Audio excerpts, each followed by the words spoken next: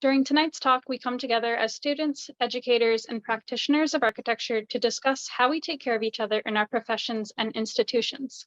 This care first requires solidarity with Indigenous peoples defending land against privatization, against deforestation, against the poisoning of our lakes and waters, and against mining economies of extraction. The earth, understood as our first home, can reveal the many ways care practices are interconnected. I would like to bring our awareness now to the land on which we live, work, and gather, acknowledging that the University of the Waterloo School of Architecture is situated on the Haldimand Tract, which stretches out to include 10 kilometers on either side of the waters of the Grand River, the land promised to the Haudenosaunee of the Six Nations of the Grand River, and the traditional territories of the Anishinaabe, Attawandaron, Chippewa, Haudenosaunee, and Wendat peoples. This two-year series is dedicated to Professor Andrew Levitt, who we lost late last fall. Our committee decided to dedicate this series to Andrew, who we found spent his time at Waterloo enacting care both in his teachings and his presence at the school. Andrew Levitt was an extraordinarily kind and insightful mentor and friend. Through his teachings, he inspired confidence in his students and encouraged rest and play and allowed students to curiously and compassionately explore their inner worlds as an essential aspect of shaping the outer world. Our community has missed him greatly these last months, and tonight we celebrate his legacy of designing with empathy. Thank you to the lecture series committee, Tara Bissett, Adrian Blackwell, Julie Dring, Amanda Dudnik, Preetha Arulananthan, Jaliya Fonseka, Marie-Paule Macdonald, Mayuri Paranthahan, Brenda Reid, Wendy Yuan, and Joel Wan. And thank you to Julia Nakanishi for designing the series posters. And thank you so much to Ariscraft for funding the speaker series and tonight's event. And now it's my pleasure to introduce Mayuri, co-organizer of Horizontal Pedagogies. Thanks, Beth, and welcome everyone to the third and final event of Horizontal Pedagogies, a segment of this term speaker series. The aim of this series is to unpack the inequities embedded in architectural practice, culture, and education, and to explore alternative models for teaching and learning architecture. Tonight's event rounds out this three-part series with a return to the classroom. The site of the classroom, distinct from the school, the university, or the institution, remains a site of possibility, a potential place for horizontal pedagogies to be enacted. And I thought that for this last event, I would start with a quote by Bell Hooks, who I was devastated to hear passed away last December, but whose writings on education and pedagogy continue to energize me. So in her book, Teaching to Transgress, she writes, "The academy is not a paradise, but learning is a place where paradise can be created. The classroom, with all its limitations, remains a location of possibility. In that field of possibility, we have the opportunity to labor for freedom, to demand of ourselves and our comrades an openness of mind and heart that allows us to face reality even as we collectively imagine ways to move beyond boundaries, to transgress. This is education as the practice of freedom." And now it's my pleasure to introduce tonight's moderator, Paniz Moayeri. Paniz is an intern architect with the OAA and a sessional instructor at Laurentian University. Her 2019 graduate thesis entitled "Your Passport Doesn't Work Here" looks at the connection between space and queer heritage in the Iranian LGBTQ+ refugee community of Toronto. This research was awarded the Reich Honor Roll, the Architectural Research Center Consortium's King Student Medal, and the Center for Iranian Diaspora Studies Graduate Prize. As one of the three founders of the initiative Treaty Lands Global Stories, Paniz has advocated for acknowledging Canada's Indigenous heritage and for looking beyond the Western world in the study of history and precedents in architectural pedagogy since 2016.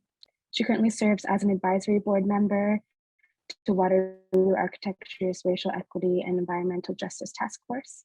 And professionally, Paniz has practiced architecture in Canada, the US, and the UAE as a co-op student and an intern architect. Paniz is a sexually fluid cisgender woman, and she was 15 when her family immigrated to Toronto from Tehran. Welcome, Paniz, and I'll pass it off. Thank you, Mary. Hi, everybody. Before I begin, I should tell you I'm coming to you from Sudbury, which is lands of the Robinson-Huron Treaty of 1850 and traditional territories of the Anishinaabe and the Wanapati First Nations. It's my great pleasure to be here tonight to moderate this session with two amazing individuals. I'm gonna introduce them quickly, and then I'm going to pass it off to them for their presentations before we get into the question period. So Ana María León is an architect, a teacher, and a historian of objects, buildings, and landscapes. Her work studies how spatial practices of power and resistance shape the modernity and coloniality of the Americas. She's a co-founder of several collectives laboring to broaden the reach of architectural history, including the Feminist Art and Architecture Collaborative, Detroit Resistance, Notre es la Sur, apologies for my bad Spanish, and the Settler Colonial City Project.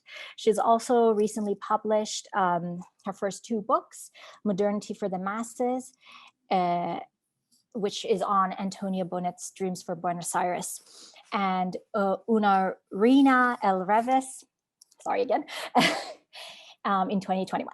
Anna is assistant professor at the University of Michigan, where she holds positions at the art history and the Romance languages and literatures departments, and a dry appointment at the Tobin College of Architecture and Urban Planning. Thank you for joining us tonight.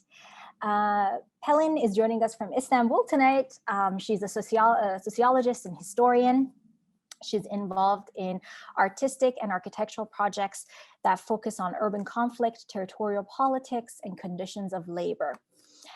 She currently collaborates on alternative pedagogical models, transversal methodologies, and threshold infrastructures with the Nordland School of Art and Film in Kabelvåg, Norway, and the IASPIS in Stockholm, Sweden. She was the curator of Gardentopia, Cosmos of Ecologies, and De-archiving Dwelling with Liam Gillick. Also Materia 2019 in Italy, and from 2018, these were all from 2018 to 2020. She looks at the forms of resistance, artistic methodologies, and theoretical perspective to generate alliances and assemblies across disciplines and territorial borders. Decolonization and necropolitics are key concepts with which to activate and discuss responses to the question of how entanglements of human and non-human can configure enactments on post-Anthropocene living. For Pelin, to decolonize is to go beyond the binary of the colonizer and colonized and the resulting infrastructural formations, and to consider how the mechanisms of necropolitics must be included in the decolonial process. So thank you both for joining us tonight. I'm looking forward to a very rich conversation. And with all that out of the way, I'm going to pass the mic to Ana María. Thank you. Thank you so much, Paniz, and thank you to Beth, Mayuri, Adrian, Amanda, this whole infrastructure that has been put together to host us. I'm coming today. I'm situated in the land of the 3 Fire peoples, the Odawa, the Ojibwe, and the Potawatomi, and presently known as Ann Arbor. I thought I would just share a class that I'm teaching and the circumstances of this class, and a little bit about how the content of the class and the form of the class, I have tried to make content and form come together. So at the end of last semester, I usually teach in the humanities department here at the University of Michigan. But at the end of last semester, the chair of the architecture department asked if I could teach the theory class. And to me, it's a great opportunity because I was trained as an architect, as Paniz has mentioned, and as an architecture historian, and I sometimes miss, I always miss being within an architecture school and closer to architecture students. So I was very happy to do it, but it was also very aware that this would be a very large class taught on Zoom, you know, approaching as we are now on, you know, starting the 3rd year of the pandemic with students that have gone through a lot of stress and different types of displacement,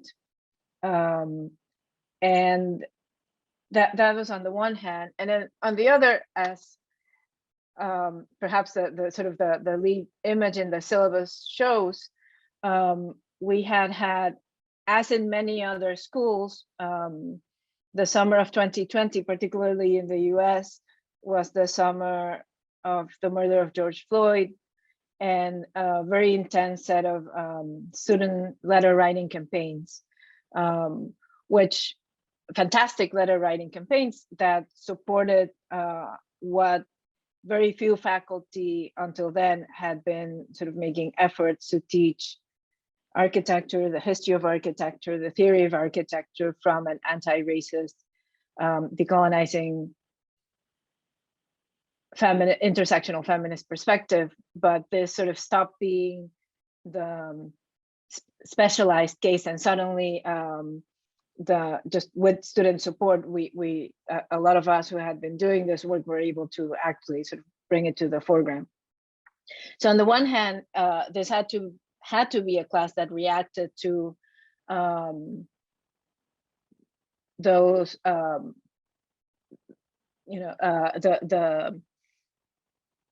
what were student demands, but that I had been just very eagerly working with attuning what has traditionally been a Eurocentric, white supremacist, misogynist discipline to these realities. And on the other hand, specifically at Michigan, the fall of 2020, so right after that summer of protests, the Graduate Student Union held a strike. And eventually the strike was resolved, but there was also a very important union awareness of the challenges of living in a very gentrified community, which the university is sort of the main gentrifier, right, in Ann Arbor, and also the stresses of, on the one hand, the stresses of graduate student income, but also solidarity across workers within Michigan and beyond, in a school in which the Graduate Student Union is the oldest student union, I believe, in the country. So all those sort of circumstances came together and informed this course.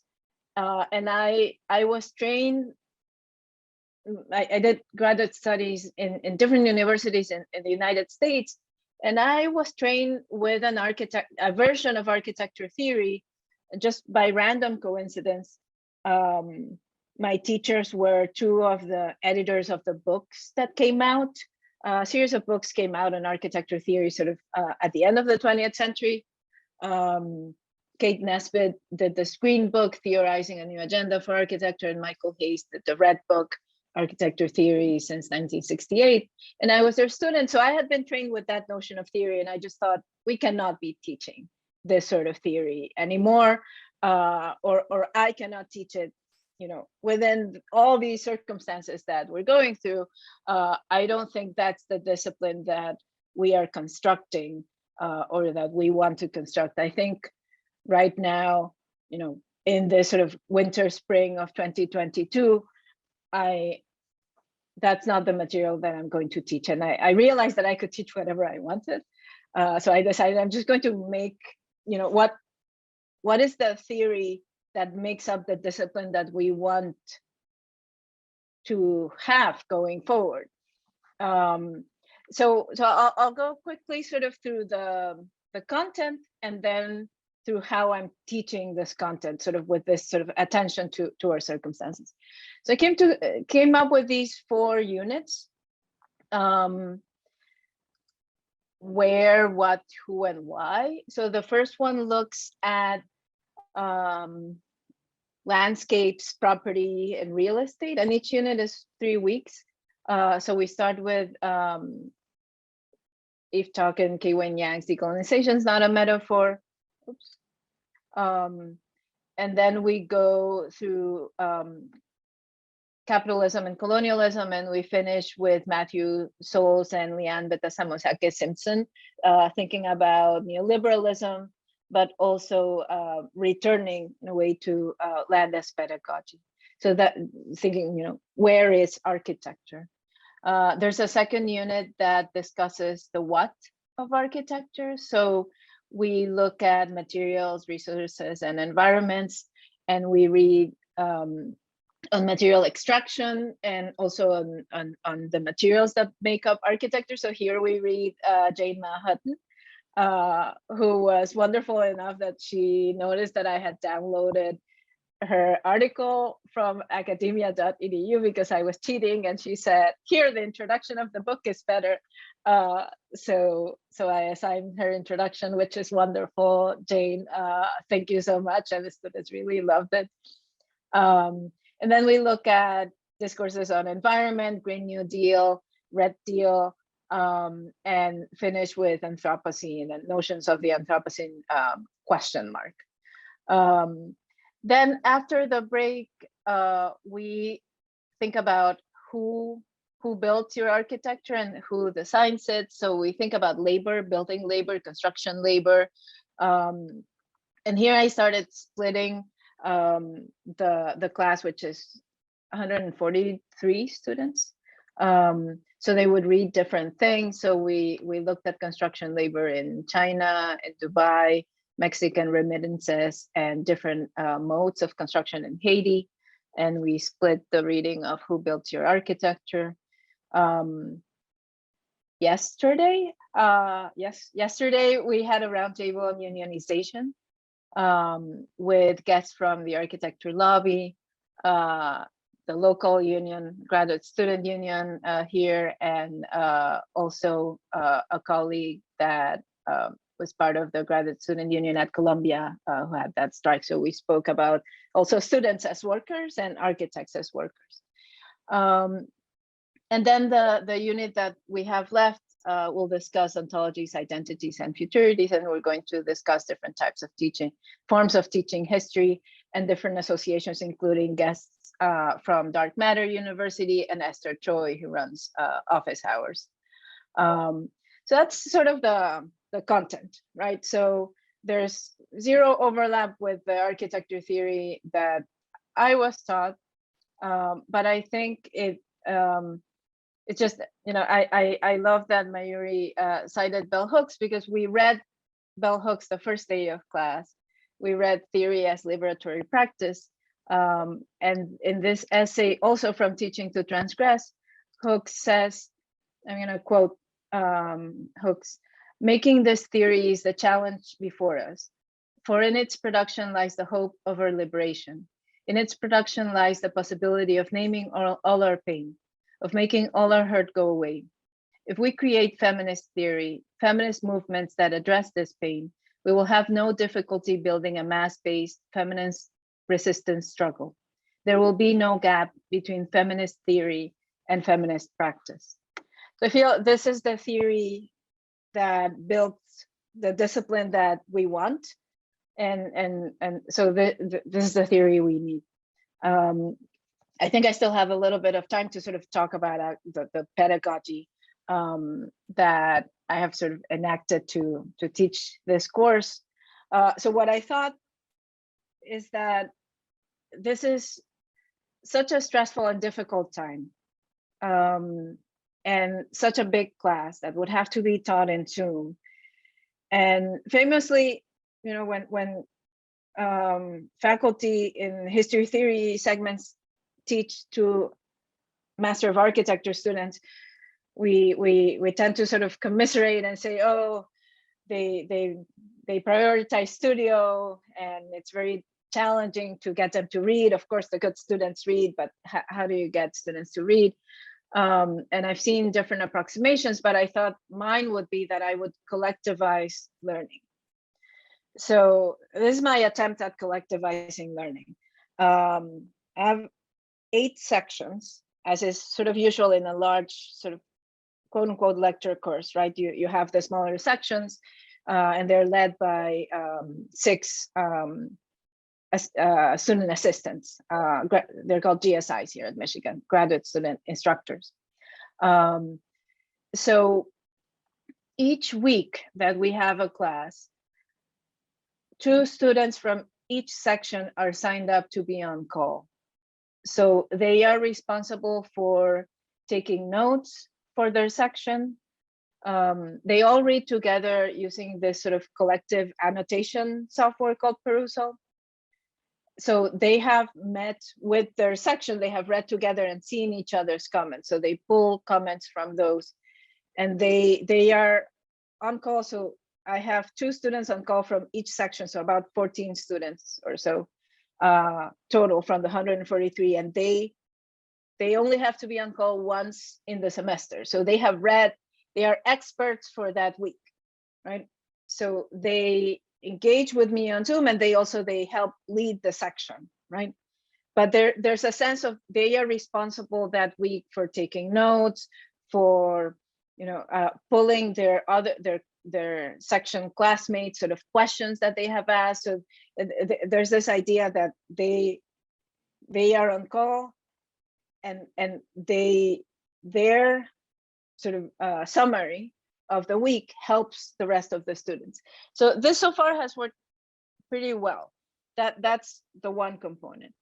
And then the other component is that each section I mentioned has 3 weeks. So what I do is I have noticed that students like, it sounds counterintuitive. They both like something that sort of, there's a rhythm to the teaching. So they know what to expect, right? But they don't want it always to be the same, because then it gets a little boring, right? So we always do the same thing, right? So I came up with 3 different approaches, and we do 1, 2, 3, 1, 2, 3, right? Each unit is 3 weeks. Sorry, this is very nuts and boltsy, but I enjoy the nuts and bolts aspect. And I think it's been working okay. I've had I just got midterm feedback, so I'm making adjustments. But the first week we do this trick that I like to do that's called reading in class. So they actually, if they didn't read, that's okay, because we read in class. And what I do is I make a Google Doc, and I split the students, I split the reading. And during class, each group, they go into groups, does a summary of maybe a page. And then they sort of write the summary in the Google Doc. And here's Martina Arboleda and Jane's sort of text. So each group was assigned to read this sort of like a logistics that I'm not going to fully explain. But each group is in charge of a page or 2 pages, like a little section of the text. And so they do a deep dive into like a little bit of the text. And then we put everything together. And I'll just show you, I think I'm almost out of time, but I'll just show you a couple of, I'm going to show you a couple of images of these exercises here.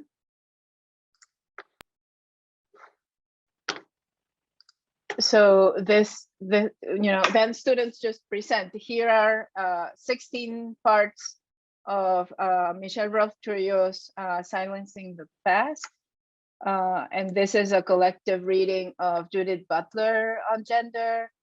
So these were the 10 groups that I did, and then each group presents and I sort of put it together. So this is when we did have classrooms, right? So just put it together in the Blackboard, and then we have a conversation, but we've done like a deep dive into the text.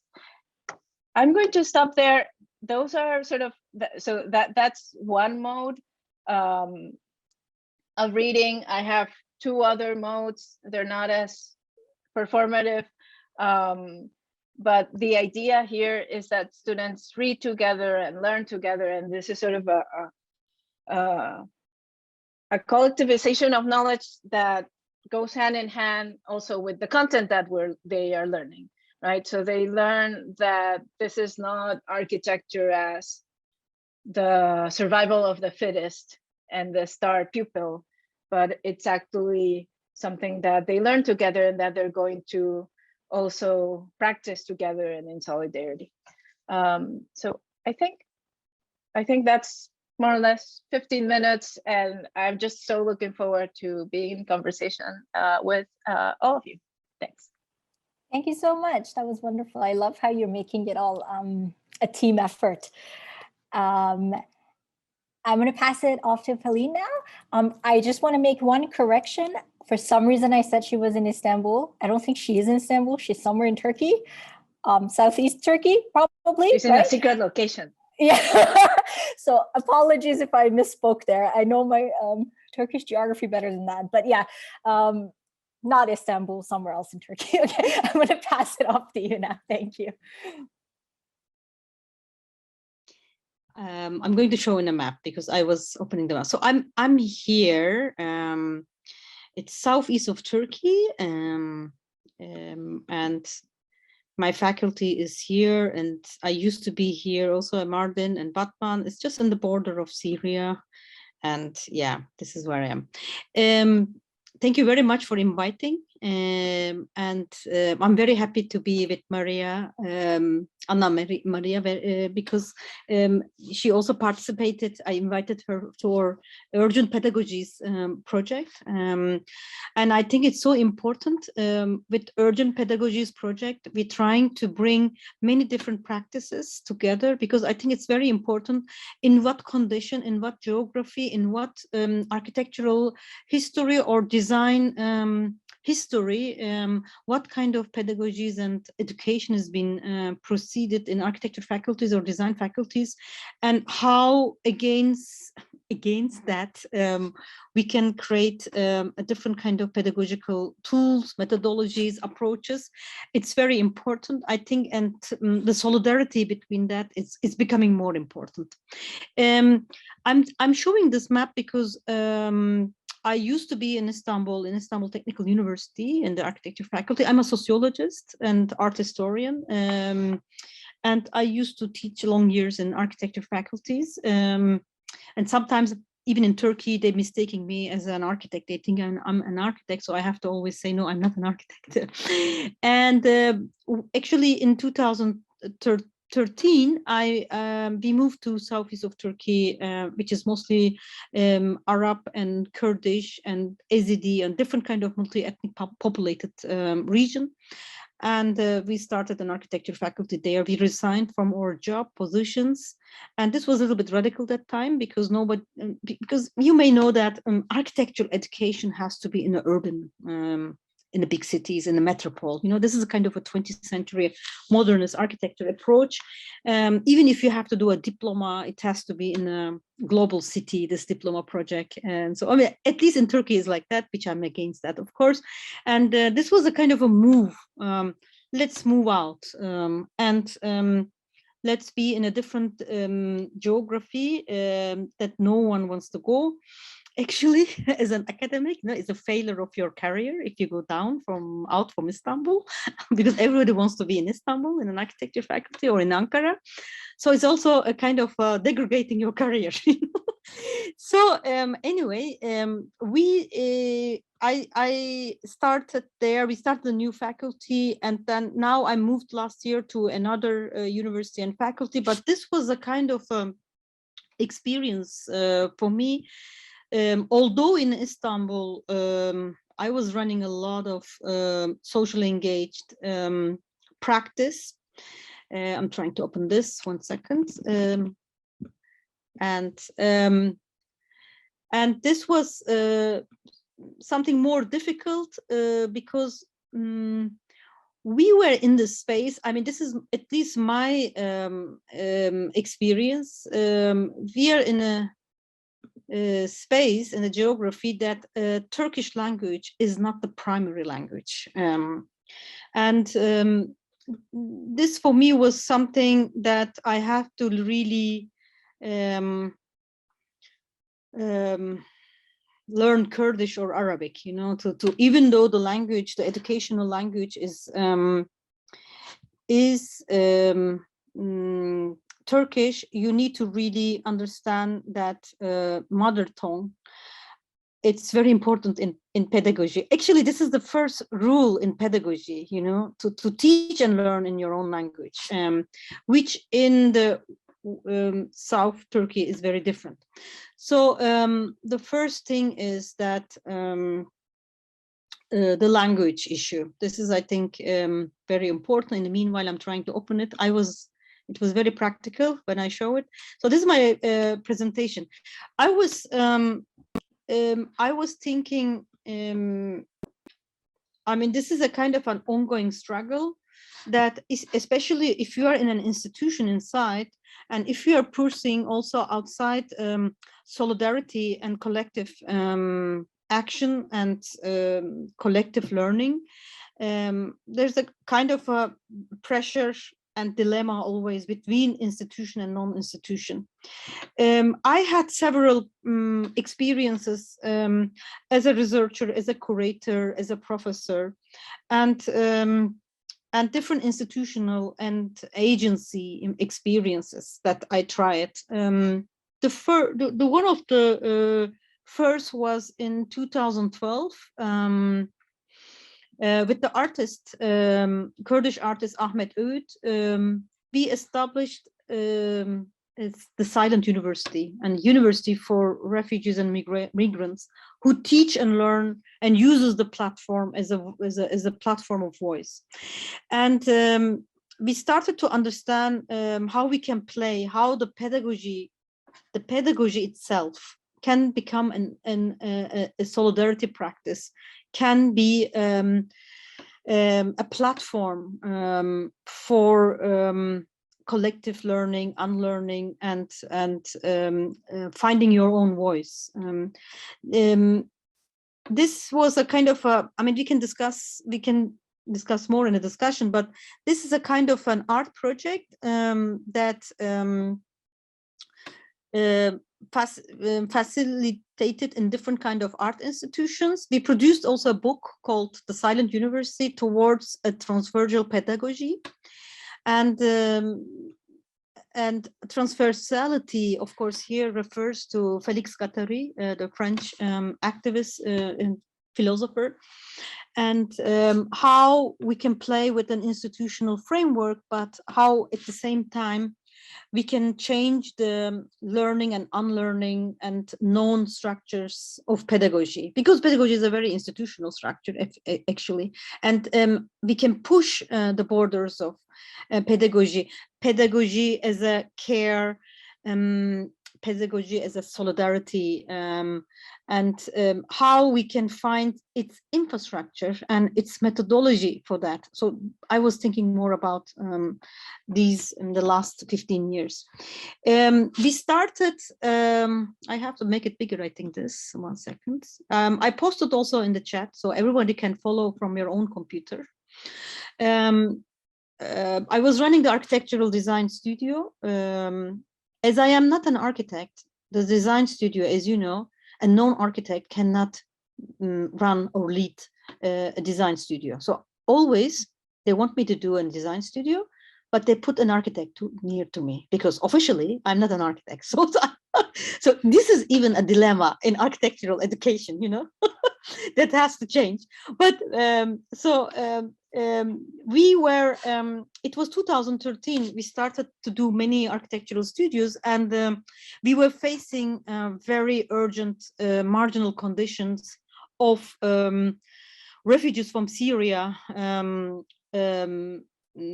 coming to our city, and there were some self-organized camps, as here one, an Ezidi camp, people who arrived from Shengal and who created their dwelling in very short time and stayed 1 year, 1.5 years, and then they went to other camps, and all they went back to go and see to their own country back, or to Europe and so on. So there was a kind of a flow of migration, and this was very important as what an architect can do, what an architecture studio can do. So our aim here was a little bit try to understand how those communities are creating their own spaces. And one important scale was for me.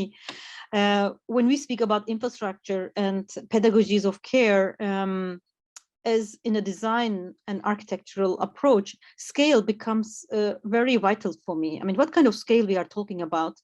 In this picture, you see a corridor built by Yazidi women with vast material. So this is a kind of an architecture without architects, and built in a very marginal condition to create a semi-public space that we can sit and have tea, kind of a small public space, let's say. So are we speaking about a corridor, or are we speaking about a neighborhood or a toilet in a camp? And we were thinking, I was thinking a lot, camp is a pedagogy, how we can learn from a camp. It can be a camp that is occupied by immigrants, your bus station, your sport or art galleries, that was not occupied, but accommodated, mostly those spaces. And also self-organized camps and also official camps. And this was a kind of 3-year, 4-year flow that we somehow, with my student, especially my master student in architectural design, who were architects, and most of them were running an office themselves, but having a master education with me, which is of course a big conflict for them, because they have to design in their studio or working as a planner in a municipality, and then they come with me to a camp to learn from Yazidi women how they're building their corridor, you know. And we continued with the flow. We went to Lesbos Island, to Pikpa camp, and after that we went to Palestine to meet decolonizing architecture, Alessandro Petti and Sandy Hilal, and organizing many workshops with them in the Daesh refugee camp, Campus in Camp, which is a pedagogical platform. They're running it physically in the camp. And this was very important because most of my students, they never been in this region. They speak Arabic and Kurdish, but they had a different kind of imagination from their own villages and towns about surveillance and oppression and other kind of trauma. And it was very interesting for them to go and see that how people are living in a camp for years. They're born in a camp and they are officially creating their own environment. And it was very important for us also that David Harvey joined us to our trip. And this was very like a kind of a complex discussion about autonomous infrastructure, how autonomously we can create such a collective learning spaces, and what is the way to sustain those spaces? What is the infrastructure? What is the labor? What is the economy? And how this can last for long and create different kind of networks and reactivation of relation. Here you see the Women's Center in Al-Fawar camp, the Palestinian camp, that 3 generations already lives, is since 1948 Nakba Day, and women are creating their own roof garden. Gardening and garden, we discussing more in COVID time, but before that, it was really a big metaphor for us. Whenever we went to any camp, the main infrastructure was small self-garden, organized gardens. People were migrating with their seed, running out from their house with their seed, and planting it immediately, and creating a kind of a permanent practice in a temporary condition. And this was very important for us to understand as a metaphor, as a philosophy, as an ontology, not as a physical, like simple gardening and and growing okra and eating okra, but beyond that, how we can learn to sustain an infrastructure. I think when we arrived to COVID, it became more actually important questions, those questions. I want to also tell something about, I mean, my presentation is not about Palestine, but I'm running a long field research in Jericho on an agricultural school. It was published, established in 1947 by Musa Alami, an Ottoman politician, lawyer, and he ran it for a long time and still alive, this farm, which is a kind of a modern architecture heritage.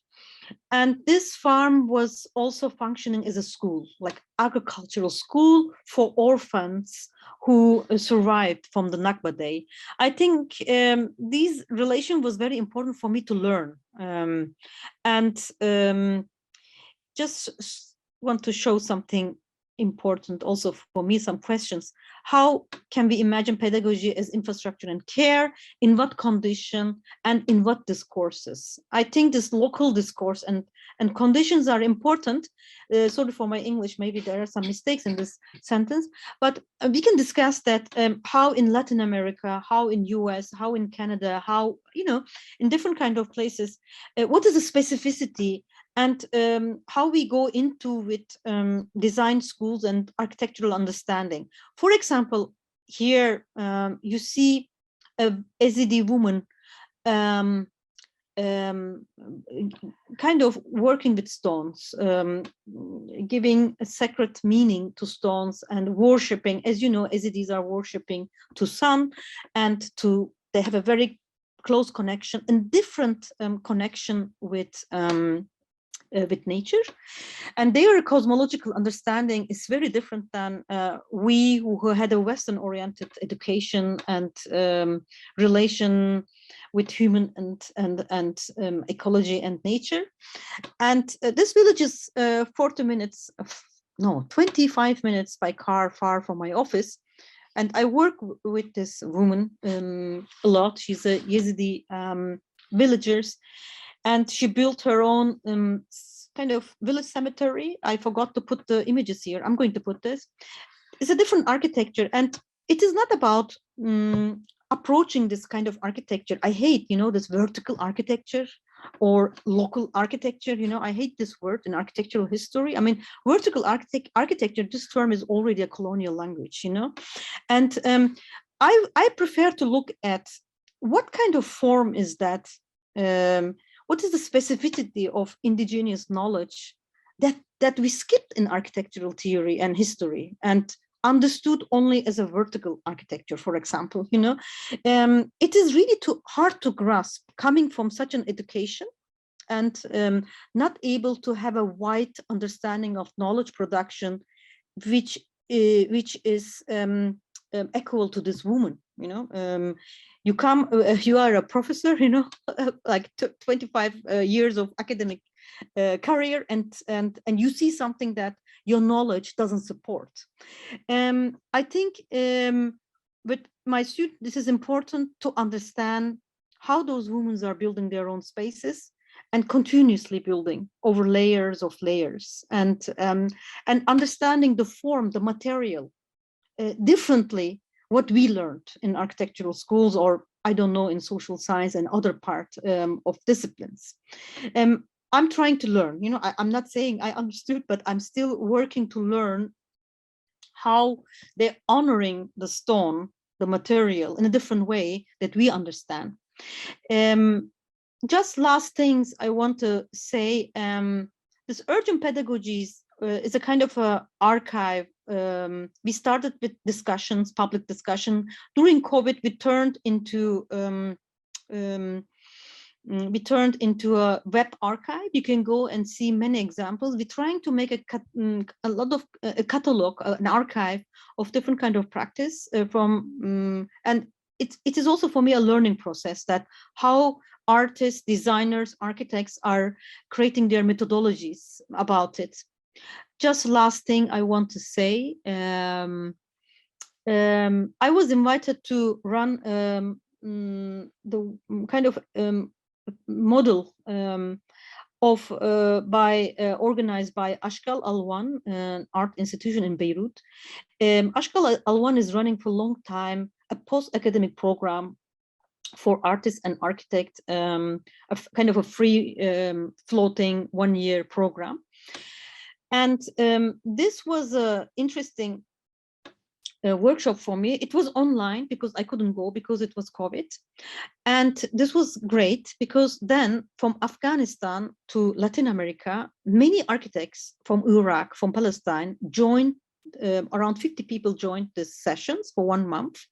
And I called it Tigris Phenomenologies. Tigris is a river, as you know, goes to Syria from Turkey down. And I use the river as a kind of a knowledge tool to understand space, trauma, forgotten languages, communities that is being killed and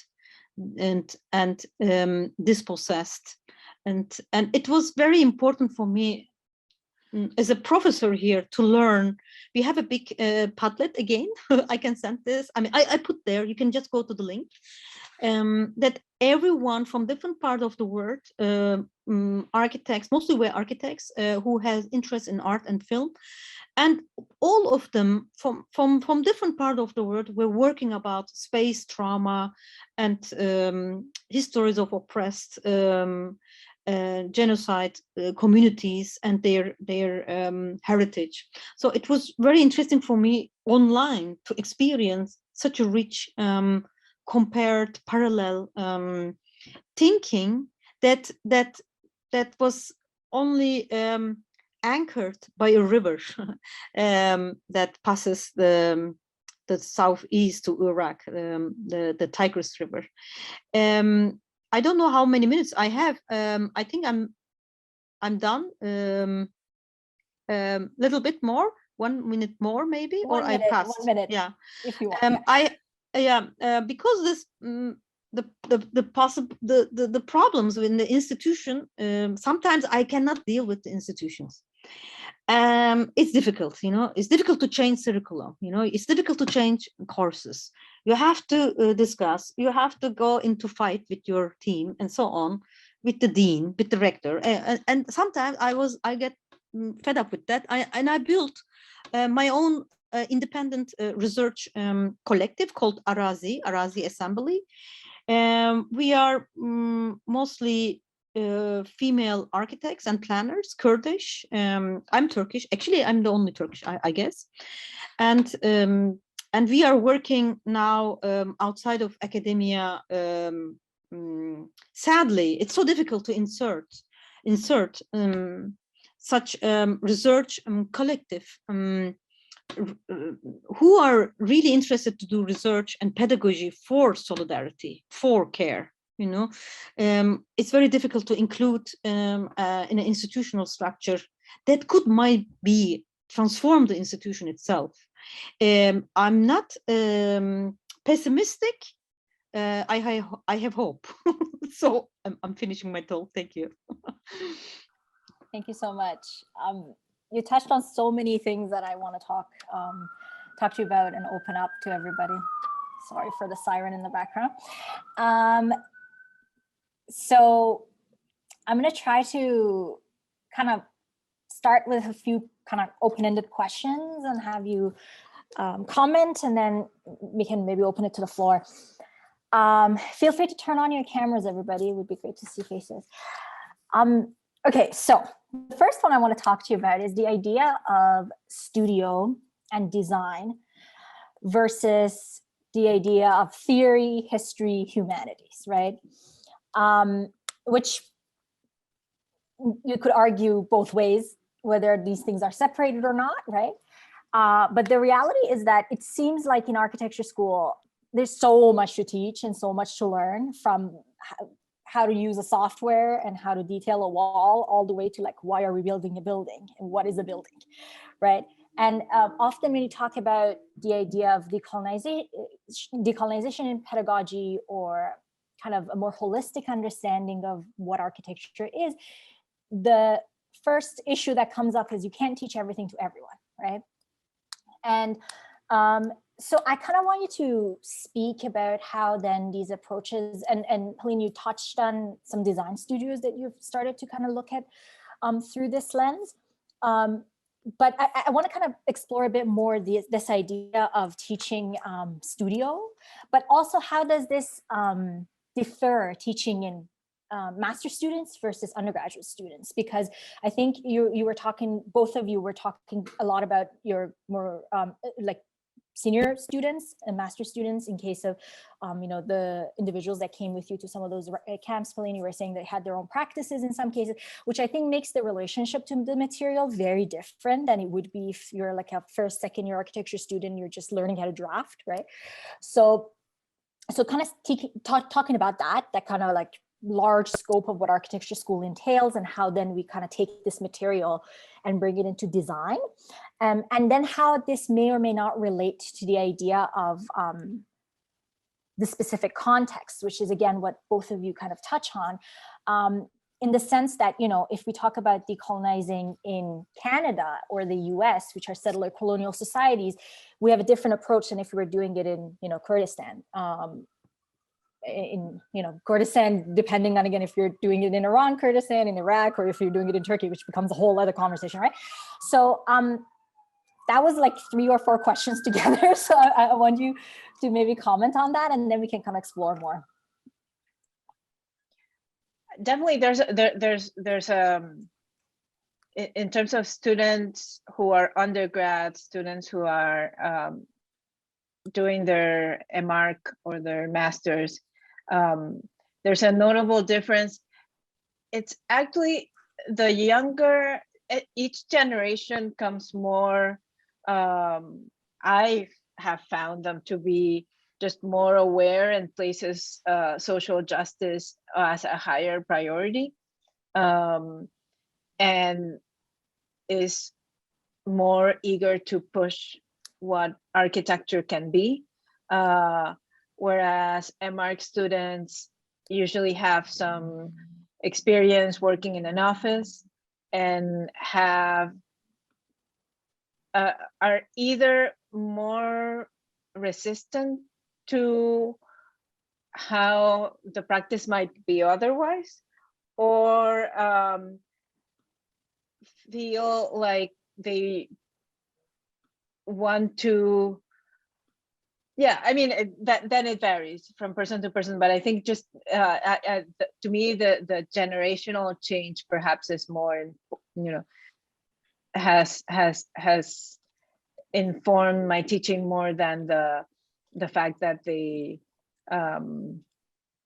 their experience. Just to the like first thought. Pelin, I don't know if you want to jump in.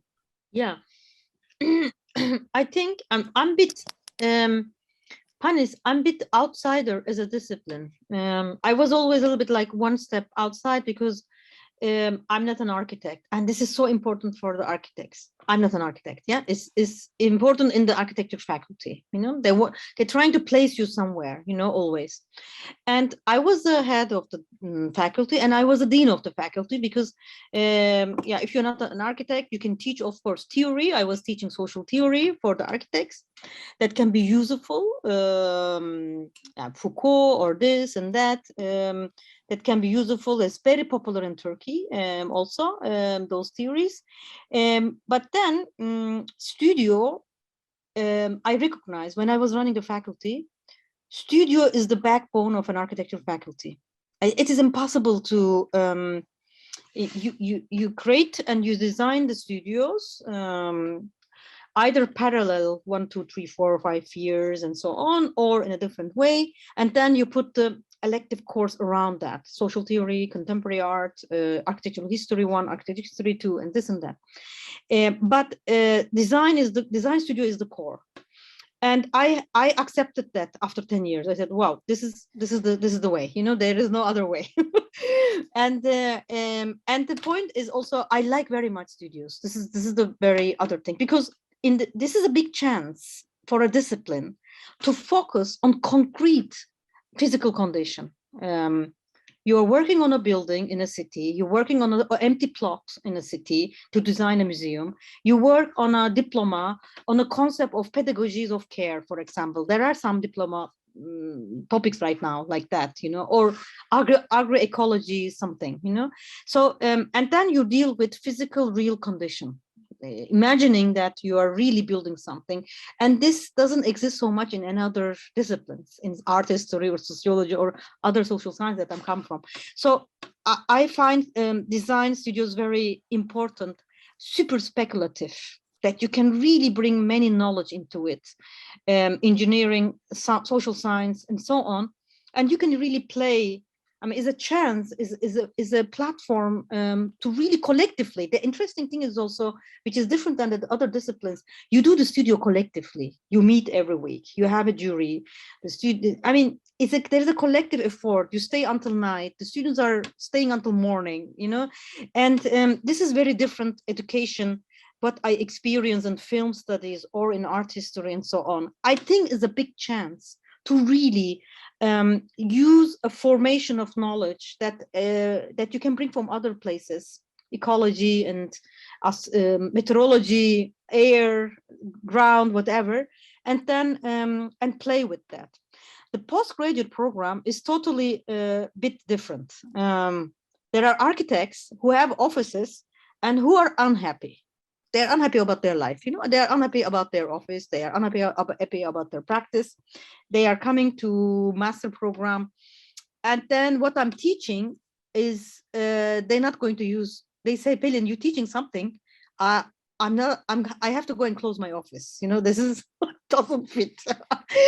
And so I think there's a, for me, it's different. Both pedagogically is different. There's two structures, and there is a big chance in the undergrad to use differently the design thinking, not thinking design, but design thinking. This is something, an ability that can be taught, and this is really can be the way that how Anna Maria was describing through her syllabus, either theory or in a design studio, playing with the knowledge, being aware socially and politically, what kind of, in what space, in what town, what kind of design approach you are trying to introduce to the studio.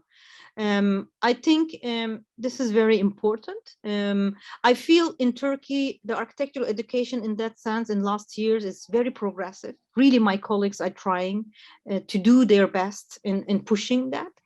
In the master, it is more, you're free. You can put more speculative and theoretical and very, like, I focus more on human rights. I focus more on decolonial practices. It is a lot of risk also, I want to say. Running such pedagogies, you can end up arrested in Turkey, you know? So it's very dangerous also. You have to really be aware here. So we have to keep in mind such pedagogies, how it's functioning in which country, which city, and how you're proceeding in what condition. In some countries are super dangerous, you know, and in another country is you can really progress into that, you know. I think this is very important to understand. Above that, I want to say architectural education is transforming, is changing. We are learning that there are many ways that Anna Maria said, there are other ways to do architecture. And I think we need to really, as a architecture tutors, design tutors, we need to accept, we need to be open, we need to open to the change. It's going to be change. It is even changing right now that architecture faculty was under engineering departments, engineering faculties, engineering schools. Now it's changing, is getting into fine arts academies or into even social science, you know. We see a century, 21st century, that the architecture knowledge is expanding, is becoming a social knowledge, it's becoming a sociology discipline also.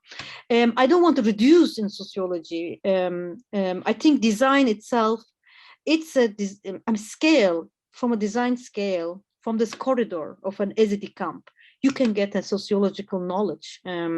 So you can see that how a scale of design can bring you an unusual knowledge. and this can be applied to many different disciplines.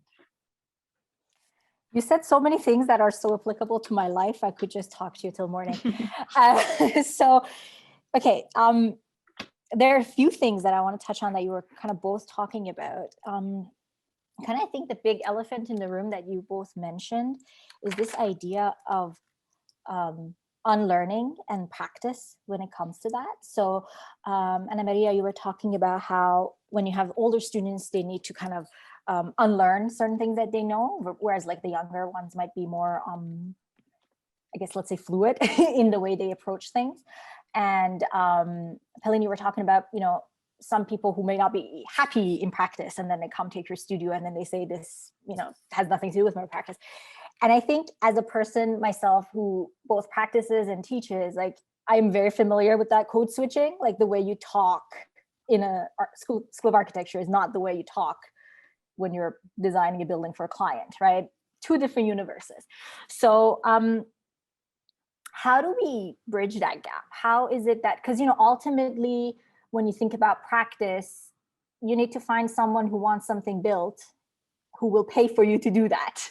You know, they may not necessarily be interested in exploring larger ideas. And, you know, we live in a capitalist society, so it is what it is. So I'm just wondering if you have any thoughts on that bridging and how we can start to think about practice in the same way that we're starting to think about pedagogy and architecture schools. Ana Maria, you want to say something? Do you want to go first? I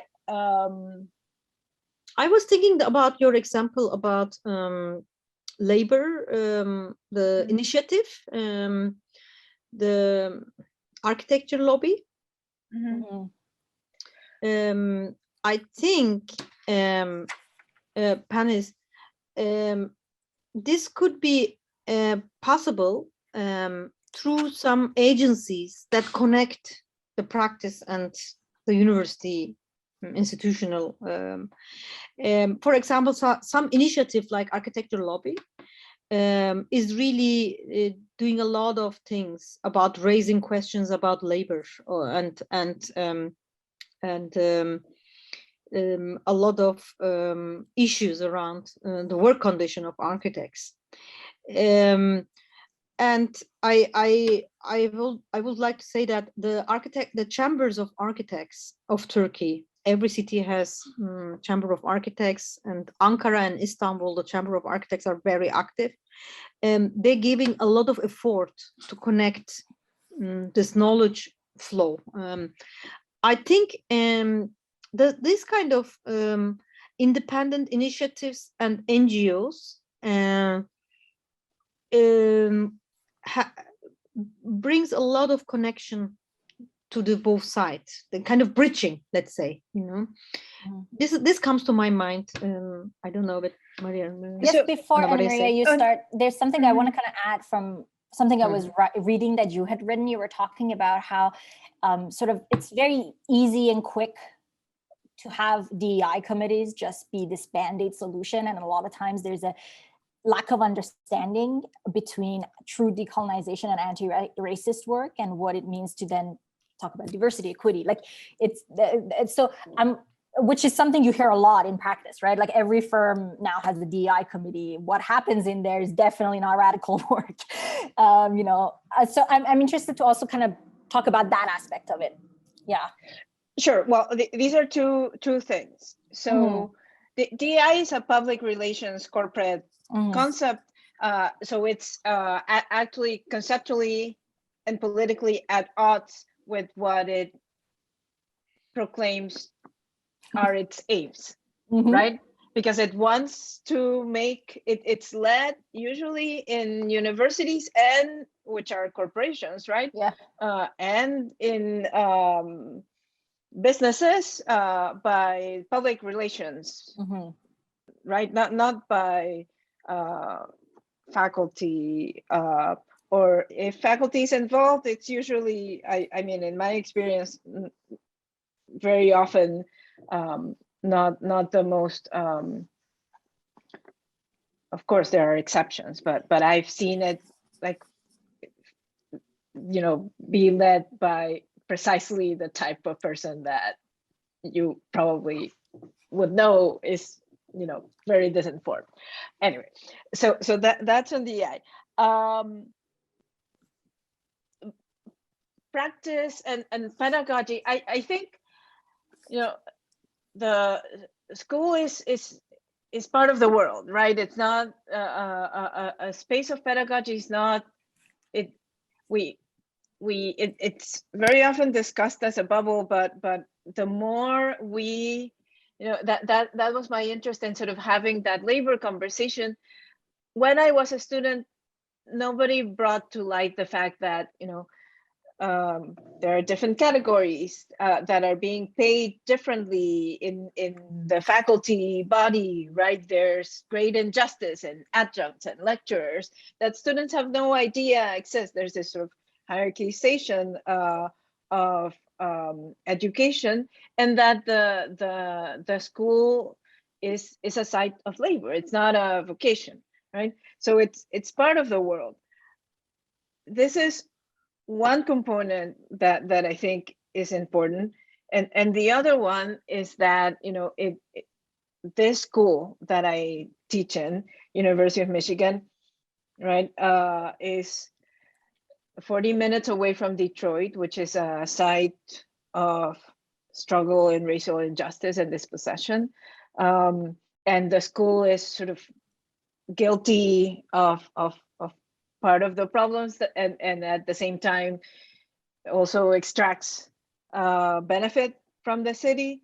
So the more I can, and as Pelin was mentioning, the more I have an ongoing sort of relationship, for instance, with the Boggs Center, which is the legacy of Grace Lee Boggs in the city.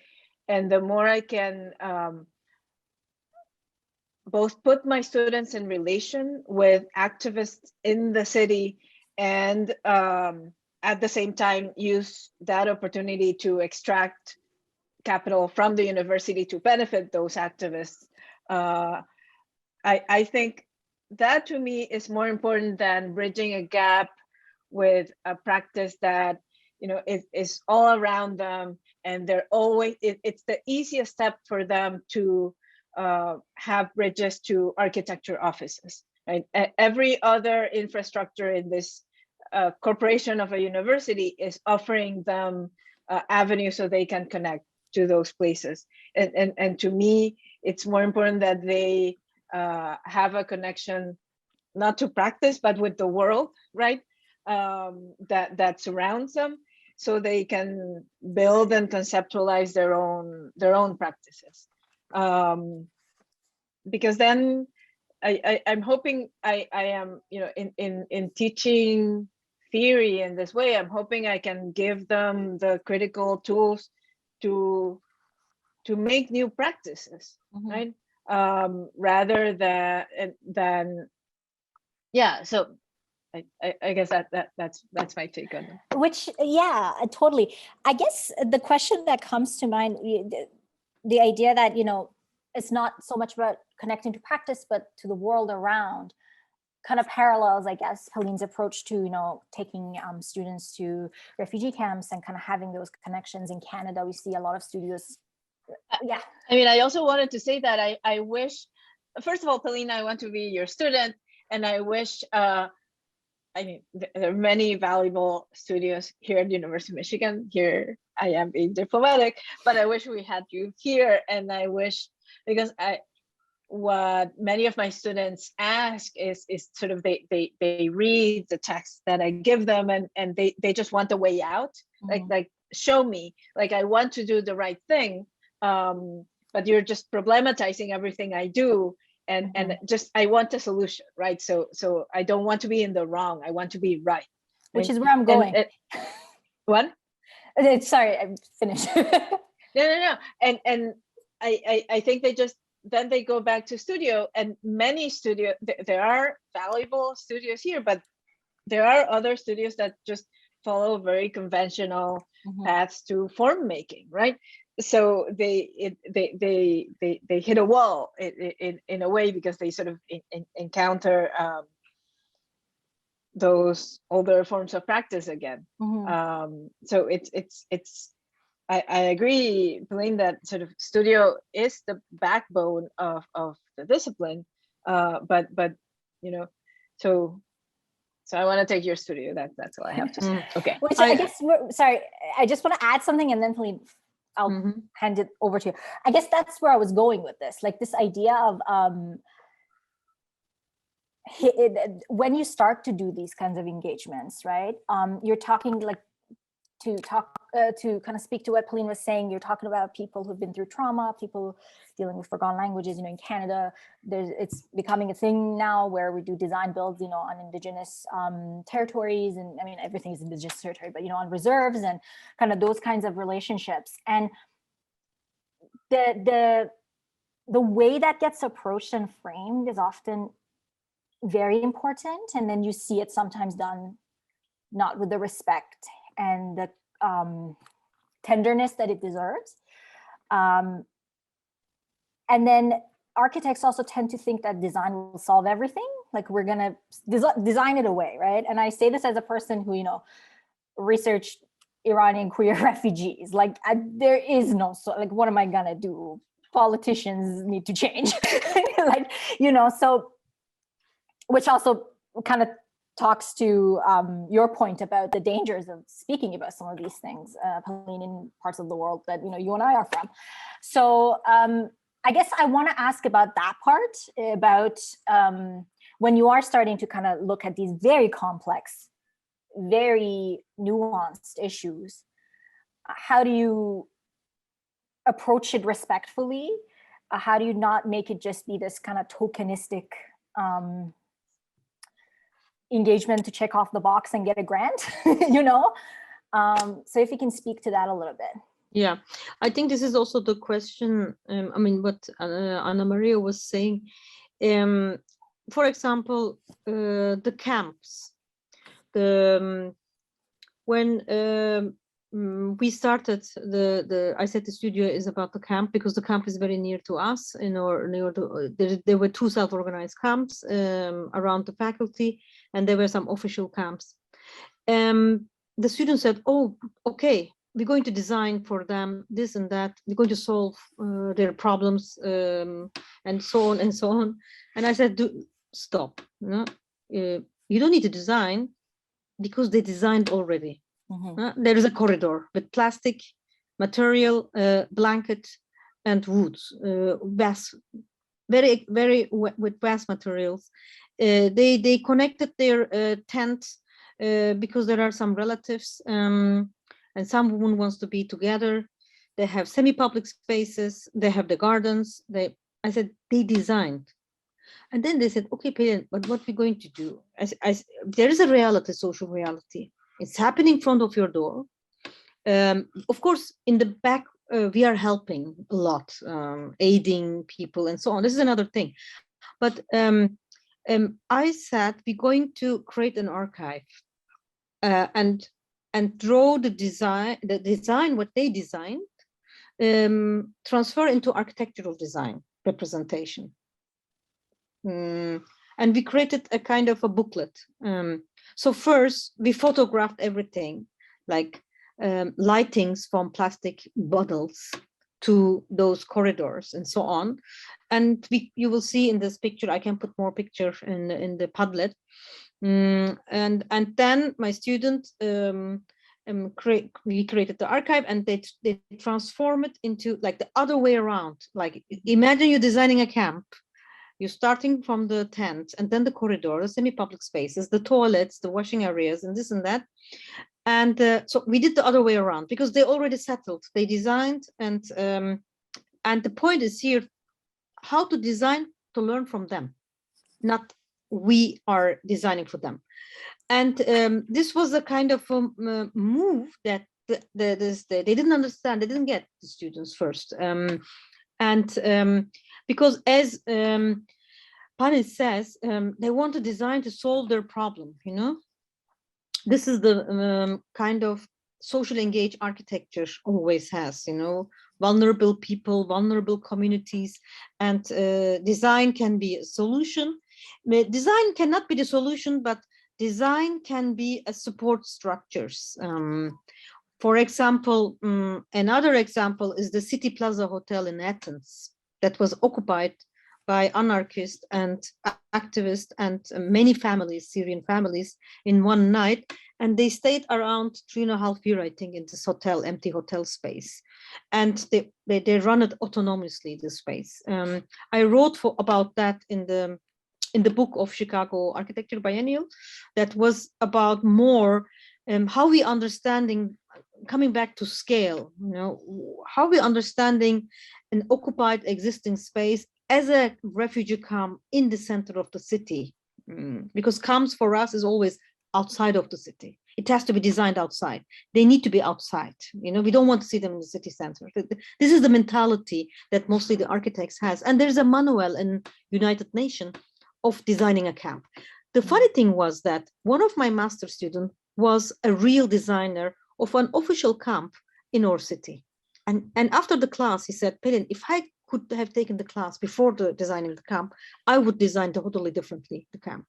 So there is a, Paniz, I think there is a change if you play with the methodologies of both ethically, not pretending that you're solving and you're feeling good, they're solving their problem and you're feeling good and you go to evening very happy in your house, warm house, or you really deal with this ethics and your discipline, and you have to find a methodology for that. Mm-hmm. This is hard for a professor or for a designer, for a lead studio person to find. Doesn't exist because it doesn't exist. You have to find out, that this is a dilemma. Yeah. Mm-hmm.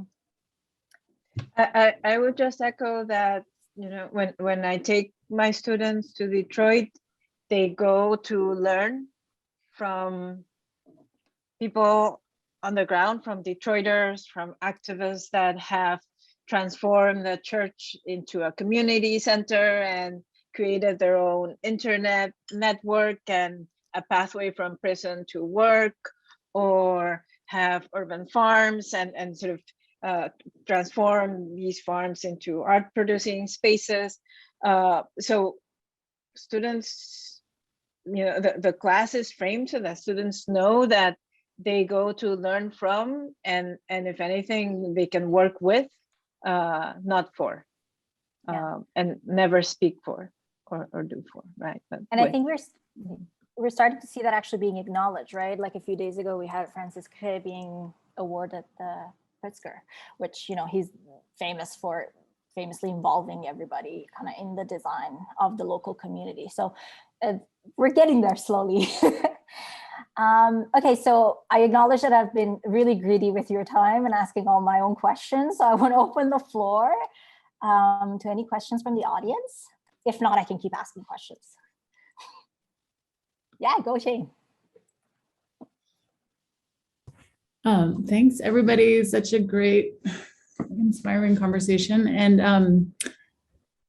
Anna Maria, you mentioned you were getting to the nuts and bolts. Actually, both of you got into the nuts and bolts, which is also so wonderful. Just love the details of how you're thinking it through, and also how much you're learning. I think it's just it's wonderful to hear people kind of talk about the changes they make, this kind of that putting together courses and curriculum is this constant adjustment.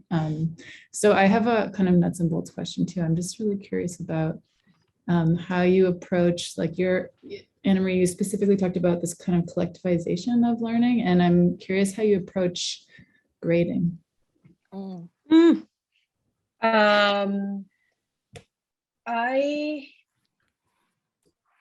They have, there's two modes. This is a 143-person class. There are parts of the class where I have set it up. There are different components of the grade. They have a final project, so that's very traditional. But because the first half of the class were in the middle of Omicron, the class is recorded and they can watch it at any point. And when they watch it, there's like a very basic quiz. So there's, for instance, that attendance grade. They can sort of satisfy that. There's complete flexibility, but they are encouraged to come to the class. So there's different components. In this class, I didn't do what I'm doing in another class that I'm going to go to. So it's a little bit more traditional with these 5 components, because if not, I would not be able to keep track.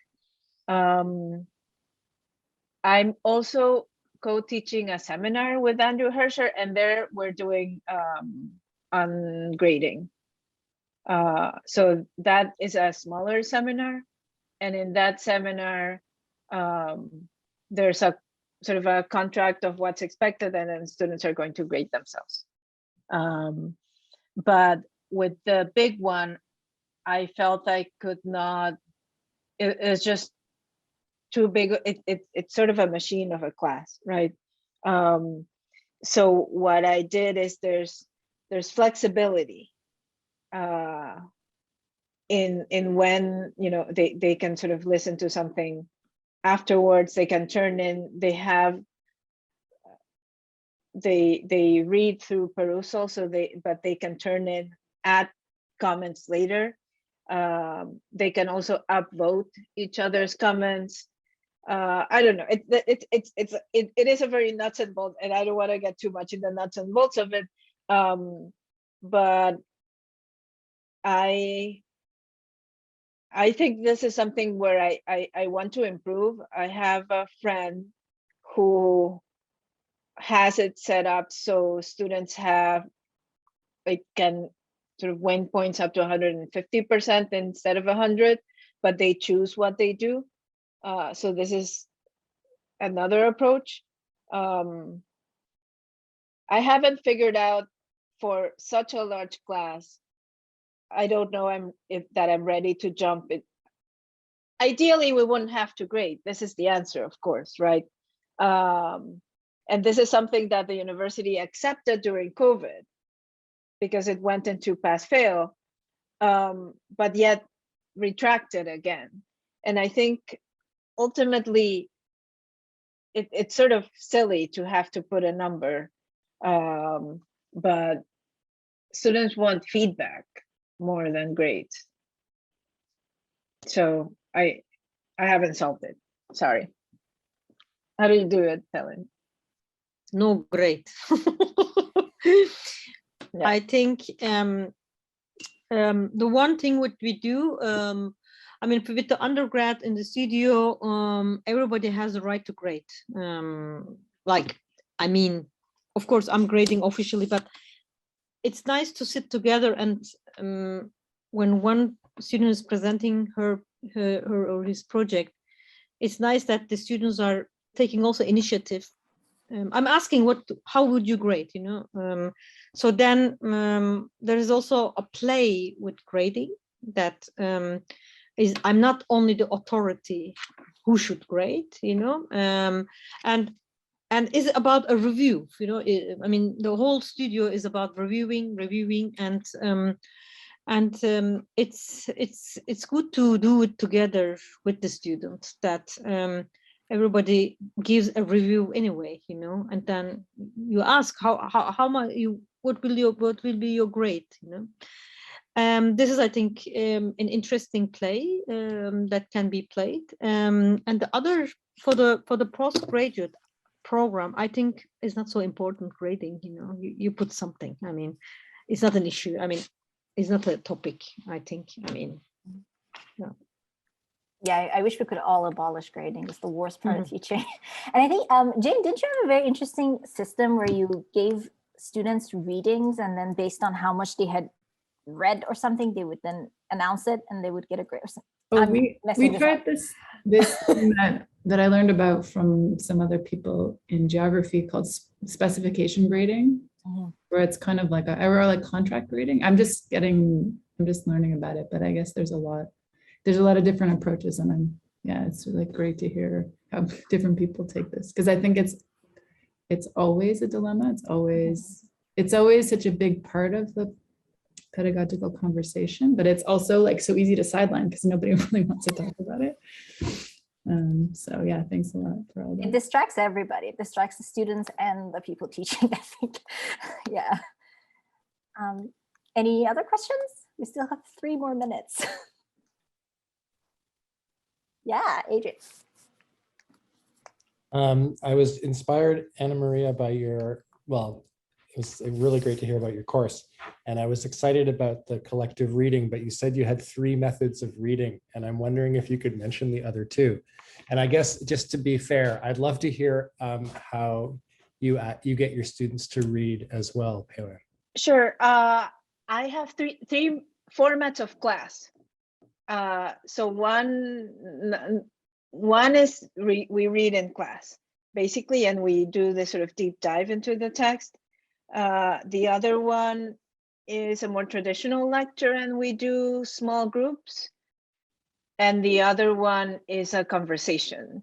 And I am right now, I've been trying, I'm not completely sold on it, but they have been reading through this annotation software that's called Perusal. And I don't, there's 2 that I know, Hypothesis and Perusal, and I don't want for this to turn into an ad for a corporate product. But what I like, I think we can do it in different ways without them also. But the idea is that they are annotating the text together in small groups. So they start having conversations before class about the text. And this I have found really productive, and I can read those conversations. And I have found it more, I usually do reading responses, and I like this more because it's a little looser. And, you know, they can sort of like each other's. So there are these conversation threads throughout the text, annotating different parts. And then I can, rather than the reading response, I can sort of focus and see, you know, what parts of text are creating, like, you know, folks are really interested in or have found really challenging, or have developed into this whole other conversation, right? So they talk to each other before class, and then we go into the class. So I prepare by reading these conversations. And Adrian, you asked the same question to me, isn't it? Yeah. It is the architects don't read so much compared to sociology and art history student. This is a big problem. One thing in postgraduate program, we do a lot of deep readings, but then it's very difficult as the architects, they come from their offices tired, or they have to go back to their offices again after the teaching. And this is why it's very important that I take the initiative and really do deep readings, because most often they don't have time, or they can get focus on the readings. Of course, according to the course, I take very interdisciplinary kind of readings, and from theory and so on, but always with examples. In the architectural education, either postgraduate or undergrad, is very different than sociology student. You need to keep up with the visuality. And for example, in the undergrad, the most popular text is Michel Foucault's Heterotopia. Very famous. I mean, architects like it, the students, in Turkey at least. I don't know the other countries. But you cannot teach Heterotopia same as you teaching to sociology students. And most of my friends, they do that, and then they fail. And I worked on that since 20 years. I was thinking how I can teach Butler in a very architectural way, how I can teach Foucault in a very architectural way, how I can teach Spivak in an architectural way. So this needs really like bringing examples on the table from architecture, or having the readings together, especially I'm speaking about undergrads, to be in a neighborhood, to be outside in the faculty, in the space, in the heterotopic space, you know, in the camp, you know, camp as a pedagogy, and then they get back after experiencing the space and speaking about that. They understand how Foucault's heterotopia can be applied to different kind of spatial structure and scales. This is one thing. In the architectural history, the first years, it's possible, of course, you mentioned Tafuri, you know, but the other thing is that on the fourth years, you have to kill Tafuri. So there's a kind of a pedagogical leveling.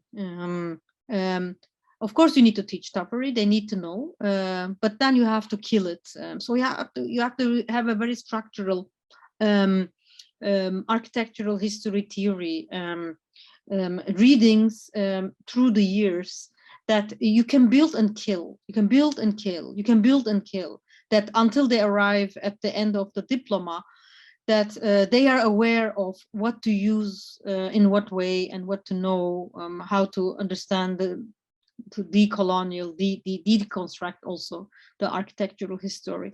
And I put a lot of interesting readings, like interview between Nasrallah and Julia Nakanishi. Super nice interview. They both talking about Hezbollah and the whole action in the Middle East.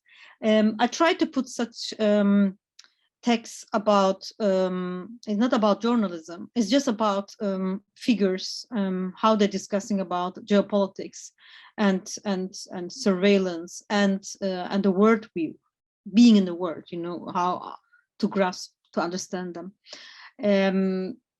Yeah, just comes to my mind. Yeah, thank you. Sorry, I know we're close to our time, but I just want to say, in a way, that the course I'm teaching right now sort of started with Tafuri, but I'm not teaching Tafuri. So yeah. I think I have. It's the same him. Thing, maybe. I think I have killed from him the beginning. He doesn't need to. We don't need to keep killing him. Yeah. Because Tafuri, Good. I mean, there are many Tafuris, right? But the Tafuri that I like is the Tafuri that looks at Benjamin and talks about the author as producer, and it says, oh, the architect and the historian should also look at their means of the relations of production. Yeah, so that's at the root of this course. What are the means of production of architecture? Labor, materials, land, right? Exactly. Ontology. So there's Tafuri sort of underneath, right? But I don't teach Tafuri now. And I don't know, maybe that's wrong, but it's an experiment and they're letting me. So I just thought, you know, because that when I assign, I have taught Tafuri and I assign it and so get so frustrated. Right? It's like, why? Once they have read everything else, they're like, why are we reading this? And I'm like, yeah, why are we like continuing to teach this? Maybe we don't teach Foucault either, right?